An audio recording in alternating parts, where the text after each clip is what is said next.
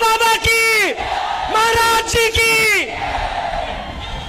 भारत माता की, भारत माता की, भारत माता की। छत्रपति शिवाजी महाराज की, छत्रपति शिवाजी महाराज की, संत विश्वेश्वर महाराज की, संत विश्वेश्वर महाराज की। जय श्री राम, जय जय श्री राम। मंच पर उपस्थित भारतीय जनता पार्टी के प्रदेश के अध्यक्ष, अत्यंत कर्मठ कार्यकर्ता से चंद्रशेखर बावनकुले जी, सांसद सोलापुर श्री जय सिद्धेश्वर महास्वामी, मंच पर उपस्थित यहां के विधायक श्री सुभाष देशमुख, श्री विजय कुमार देशमुख जी, श्री सचिन को कल्याण शेट्टी जी, माननीय मंत्री चंद्रकांत दादा पाटिल जी, भारतीय जनता पार्टी के जिला के अध्यक्ष श्री नरेंद्र काले जी, लोकसभा के संयोजक विक्रम देशमुख जी, लोकसभा के भारतीय जनता पार्टी के प्रत्याशी श्री राम सतपुते जी, संतोष पवार जी, मनीष काले जी, और अभी मेरे साथी आज के इस कार्यक्रम में यहां पर उपस्थित महाराष्ट्र सरकार के मंत्री, शिवसेना के उपनेता माननीय श्री गुलाबराव पाटिल जी, भारतीय जनता पार्टी, एनसीपी, शिवसेना और एनडीए गठबंधन से जुड़े हुए हमारे सभी पदाधिकारीगण भारी संख्या में सोलापुर की इस प्रतिष्ठित लोकसभा सीट पर उपस्थित मेरे सभी उपस्थित बहनों और भाइयों, एक ऐसी पावन भूमि जिसके मध्य में रेवण सिद्ध, पश्चिम में भागवत का पंढरपुर, पूरब में स्वामी समर्थ जी का कलकोट, उत्तर में आई भवानी का तुलजापुर और दक्षिण में गुरुदेव दत्त जी का गाणनापुर स्थित है। ऐसी पावन धरा को कोटि कोटि नमन करते हुए मैं आप सभी का हृदय से अभिनंदन करता हूं, सादर अभिवादन करता हूं। बहनों और भाइयों,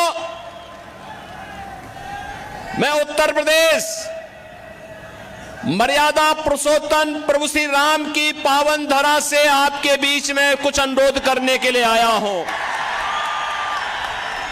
सबसे पहले तो मैं आपका अभिनंदन और आपका स्वागत करता हूं और आपका आभार भी व्यक्त करता हूं कि श्री राम जन्मभूमि आंदोलन के दौरान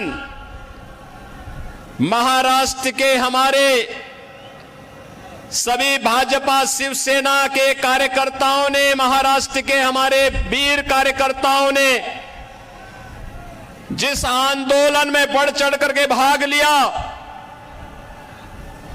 और उस दौरान राम जन्मभूमि मुक्ति के उस आंदोलन के साथ जुड़ करके सफलता अर्जित की, आज प्रधानमंत्री मोदी जी के प्रयास से और आप सबके सहयोग से अयोध्या में भगवान राम का भव्य मंदिर बन गया है। अयोध्या में प्रभु राम का यह भव्य मंदिर हम सब भारतवासियों के लिए भव्य भारत के राष्ट्र मंदिर का एक चित्रण प्रस्तुत करता है। बहनों और भाइयों, अयोध्या का राम मंदिर इस बात का संकेत है कि अगर हम एकजुट होकर के कार्य करेंगे तो सिद्धि हमें अवश्य प्राप्त होगी। कोई ताकत हमें रोक नहीं सकती है। मोदी जी ने, प्रधानमंत्री मोदी जी ने 10 वर्षों तक इस देश के अंदर अथक प्रयास करके उनके प्रयासों में बाबा साहब भीमराव अंबेडकर का संविधान,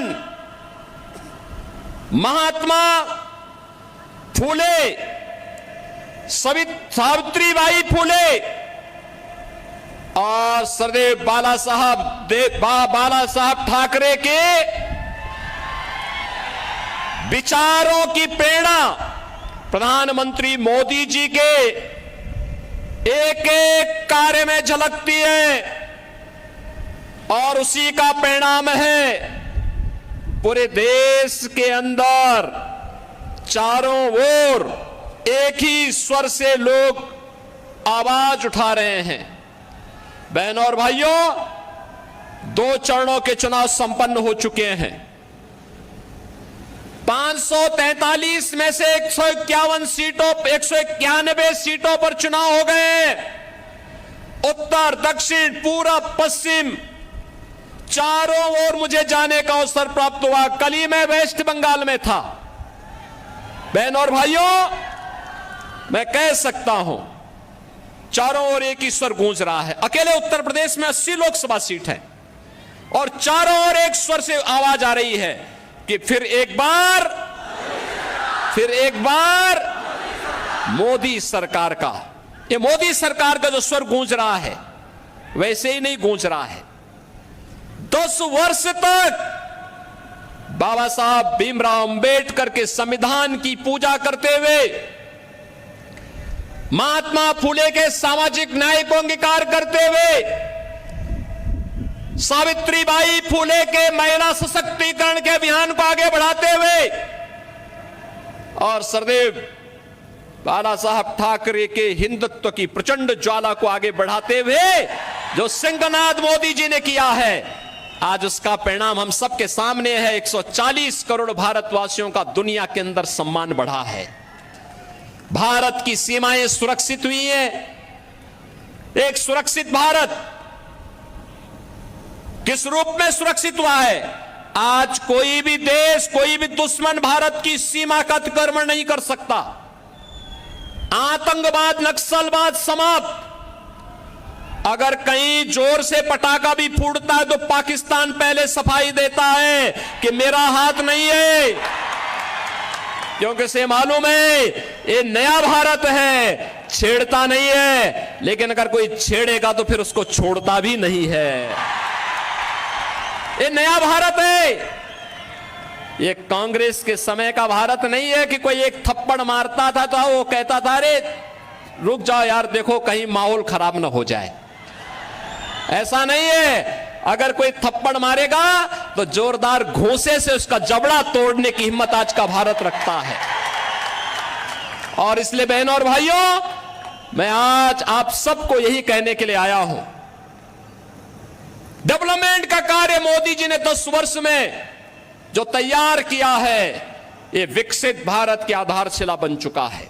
भारत आज दुनिया की सबसे बड़ी उभरती हुई अर्थव्यवस्था के रूप में स्थापित हुआ है।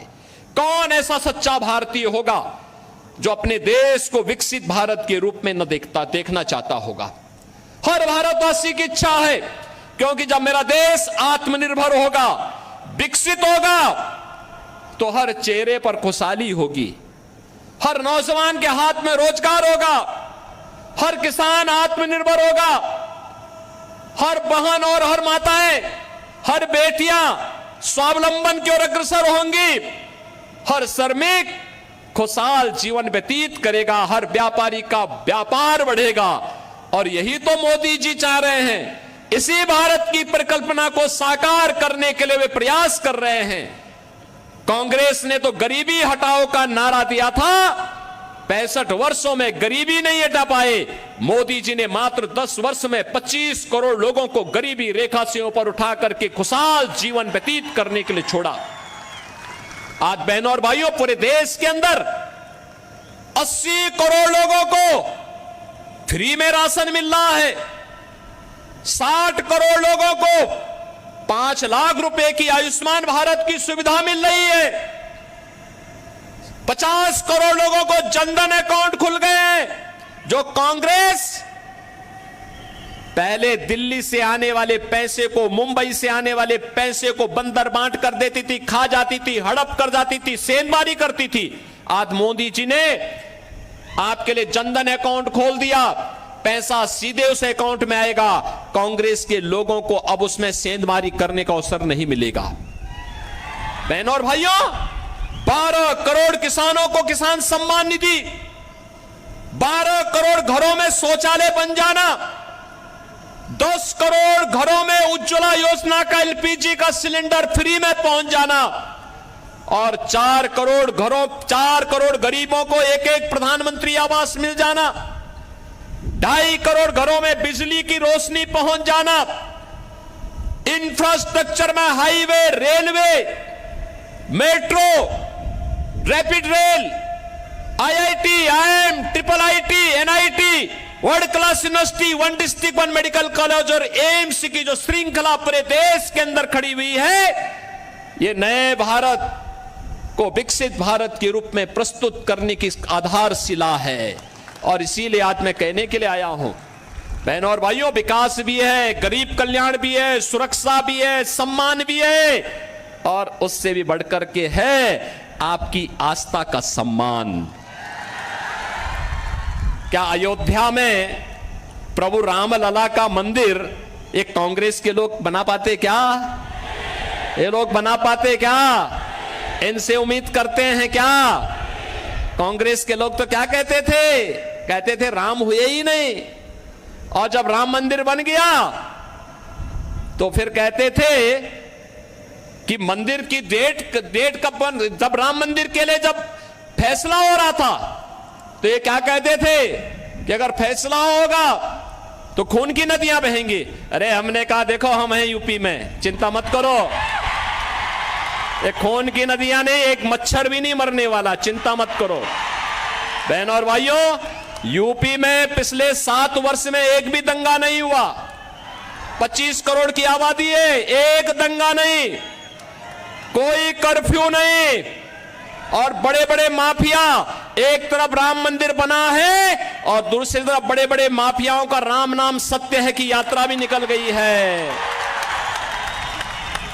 ये है यूपी। लेकिन मैं केवल आपसे कहने के लिए आया हूं, ये लोग आपकी आस्था का सम्मान नहीं कर सकते, कांग्रेस के लोग नहीं कर सकते।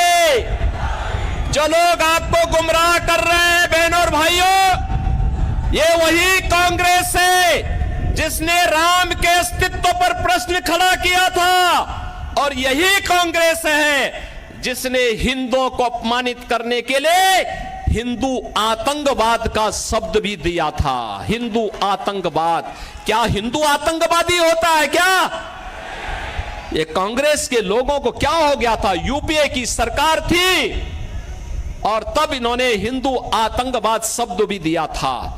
और आप याद करिए कौन व्यक्ति था देश का गृह मंत्री उस समय, याद करिए। उसी के लोग, उसी के परिवार के लोग आज चुनाव लड़ने के लिए यहां पर अपने खूनी पंजे के साथ आपके बीच में आए होंगे, और उसी से सावधान करने के लिए मैं आपके बीच आया हूं, आपसे कहने के लिए। उस समय इन्होंने कहा था, जब मालेगांव के विस्फोट हो रहे थे, तब इन्होंने कहा था इसमें योगी आदित्यनाथ का भी नाम होगा, हम सीबीआई का रेड कराएंगे। हमने कहा एक बार प्रमाण के साथ भेजना मेरे पास थोड़ा। अपने कृत्यों पर इनको कभी पश्चाताप नहीं होगा। और बहनों और भाइयों, हिंदुओं को अपमानित करने के लिए, हिंदू आस्था पर कुठाराघात करने के लिए इन्होंने क्या कुछ नहीं किया है। कांग्रेस साथी तो 65 वर्षों तक शासन करने का उसे अवसर मिला था। वह भारत को दुनिया की एक बड़ी ताकत बना सकती थी, देश को नक्सलवाद, आतंकवाद से मुक्त कर सकती थी। लेकिन आतंकवाद की जड़ कांग्रेस, देश के अंदर नक्सलवाद की समस्या कांग्रेस ने दी, गरीबी कांग्रेस ने दी, भ्रष्टाचार कांग्रेस ने दिया, देश की सुरक्षा में सेंध कांग्रेस ने लगाया। और अब तो कांग्रेस अपने घोषणा पत्र के माध्यम से ओबीसी, अति पिछड़ी जाति यानी पिछड़ी जाति के आरक्षण पर और अनुसूचित जाति जनजाति के आरक्षण पर भी सेंधमारी करने का प्रयास कर रही है। कांग्रेस का घोषणा पत्र बताता है, वह कांग्रेस का घोषणा पत्र क्या कहता है? कांग्रेस का घोषणा पत्र इस बात की पुष्टि करता है कि यूपीए सरकार के समय कांग्रेस ने यही प्रयास किया था। उस समय उसने जस्टिस रंगनाथ मिश्रा के नेतृत्व में एक कमेटी बनाई थी और कमेटी ने कहा था कि पिछड़ी जाति के लोगों को मिलने वाले 27% आरक्षण में से 6% मुसलमानों को दे देना चाहिए। क्या हम अपने पिछड़ी जाति के लोगों के हक को किसी दूसरे को बांटने देंगे क्या? हिंदुओं का आरक्षण किसी को मिलना चाहिए क्या? और सच्चर कमेटी गठित करके इन्होंने मुसलमानों की कुछ जातियों को अनुसूचित जाति में शामिल करने का प्रयास किया था। वो तो भारतीय जनता पार्टी थी, विरोध किया था, तब ये बच पाया था। आज गुमराह कर रहे हैं कांग्रेस के लोग। ये अनुसूचित जाति, जनजाति और पिछड़ी जाति के आरक्षण में सेंध लगाने के लिए आज कांग्रेस ने साजिश रच दी है और इसीलिए अब वह तमाम प्रकार के झूठ का सहारा ले रही है। और बहनों और भाइयों, मैं इसीलिए आपसे कहना चाहता हूं, कांग्रेस के नेतृत्व में जो महागठबंधन बना है देश के अंदर, बहनों और भाइयों, ये देश की महासमस्या है। इस समस्या को जितनी जल्दी आप अपने से दूर कर पाएंगे, देश उतनी तेजी के साथ आगे बढ़ पाएगा। ये भारत के विकास का बैरियर है। ये आतंकवाद, नक्सलवाद की समस्या में सबसे बड़े बैरियर है। ये देश के अंदर आपको बांटेंगे। पहले कांग्रेस गुमराह करने के लिए क्या कार्य कर रही है, इसके लिए इसने आपको क्या एक झुंझुना पकड़ाया है। ये कह रही है हम पहले जातीय जनगणना करेंगे, जातीय जनगणना करके हिंदुओं की जातियों को आपस में लड़ाएंगे, फिर आपस में लड़ाने के बाद जब आरक्षण का मुद्दा इनके मुद्दे से अलग हो जाएगा, उसमें लोगों का ध्यान आपस में लड़ने में ही हिंदू लड़ने लग जाएगा, तो उसके बाद चुपचाप आपके हक पर ये उसको मुसलमानों को देने का काम करेंगे और फिर भारत के इस्लामीकरण का, तालिबानीकरण की एक रूपरेखा अपने घोषणा पत्र के अनुसार कांग्रेस तैयार कर देगी। हमें कांग्रेस के इस मंसूबे को सफल नहीं होने देना है। बहनों और भाइयों, इस देश का फिर से मजहब के आधार पर बंटवारा नहीं होने देना है और इसके लिए चाहे कोई भी कुर्बानी देनी पड़े, हमें इसके लिए अपने आप को तैयार करना है। और इसीलिए हम आए हैं। आज जो परिवर्तन आपको देश के अंदर देखने को मिल रहा है, ये परिवर्तन का नेतृत्व करता है, इसके सारथी हैं देश के प्रधानमंत्री मोदी जी। और आज हमारा दायित्व बनता है 10 वर्ष तक बिना रुके, बिना डिगे, बिना झुके मोदी जी ने देश के विकास के लिए 24 घंटे 365 दिन लगातार 10 वर्ष तक काम किया है। और आज इसीलिए मैं आपसे अपील करने के लिए आया हूं, अगर मोदी जी अपने स्तर पर मेहनत करते हैं, कार्य करते हैं, देश के लिए सोचते हैं, नेशन फर्स्ट के लिए कार्य करते हैं, मोदी जी नेशन फर्स्ट की बात करते हैं और कांग्रेस और उनके गठबंधन के लोग फैमिली फर्स्ट की बात करते हैं। यही अंतर है। मोदी जी देश की बात करते हैं, वे परिवार की बात करते हैं। मोदी जी कहते हैं भारत को विकसित बनाएंगे, वे कहते हैं नहीं, हम भारत को बंटाधार कर देंगे, बांटना चाहते हैं देश को। क्या भारत को बांटने वालों का साथ देंगे क्या?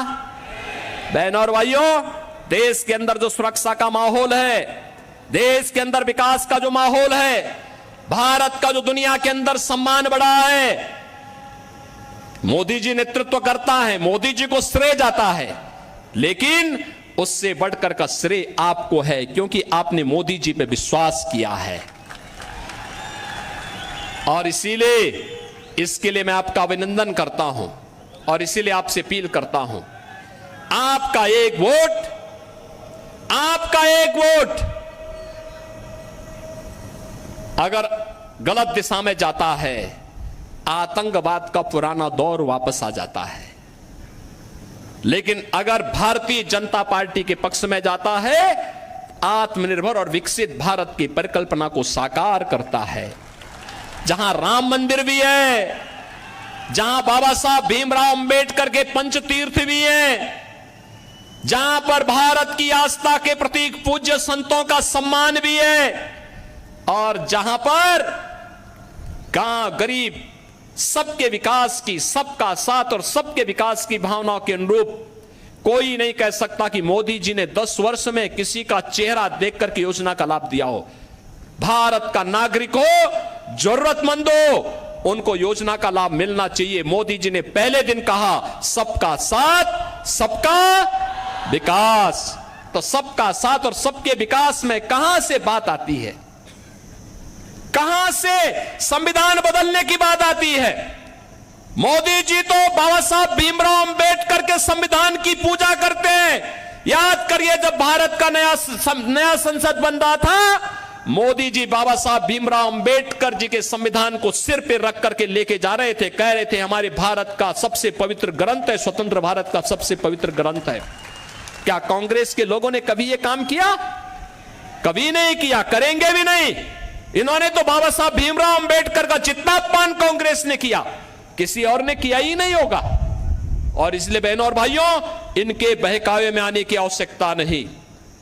याद रखना, जिन लोगों ने राम मंदिर के मार्ग में रोड़े अटकाए हैं, जिन लोगों ने हिंदुओं को आतंकवादी कहा है, हमारा वोट अगर उनकी तरफ जाता है तो बहनों और भाइयों, आने वाली पीढ़ी कभी हमें माफ नहीं करेगी, कभी माफ नहीं करेगी। और इसीलिए मैं आपसे अपील करने के लिए आया हूं, पूरे देश के अंदर जो आवाज है, एक ही आवाज है, एक ही स्वर है, जो राम को लाए हैं हम उनको, जो राम को लाए हैं हम उनको लाएंगे। और मोदी जी 500 वर्षों के बाद प्रभु राम को अयोध्या में विराजमान कराए हैं।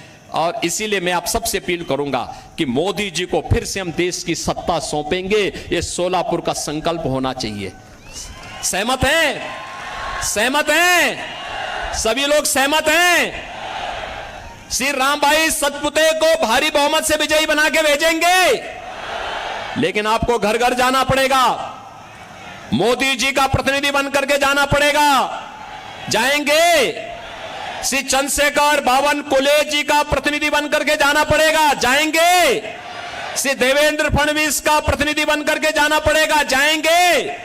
मुख्यमंत्री शिंदे जी का प्रतिनिधि बनकर के जाना पड़ेगा। जाएंगे? सभी लोग सहमत हैं? बहनों और भाइयों, आप अगर जाएंगे, भारी बहुमत से विजयी बनाएंगे, तो आपको भी हम आश्वासन देते हैं, जैसा परिवर्तन आपको यूपी में दिखाई दिया है, वैसे ही परिवर्तन पूरे देश के अंदर भारतीय जनता पार्टी सरकारों के अंदर देखने को मिलेगा। सहमत है ना? सभी लोग सहमत हैं? तो फिर मेरे साथ बोलेंगे, भारत माता की, भारत माता की, भारत माता की, वंदे वंदे वंदे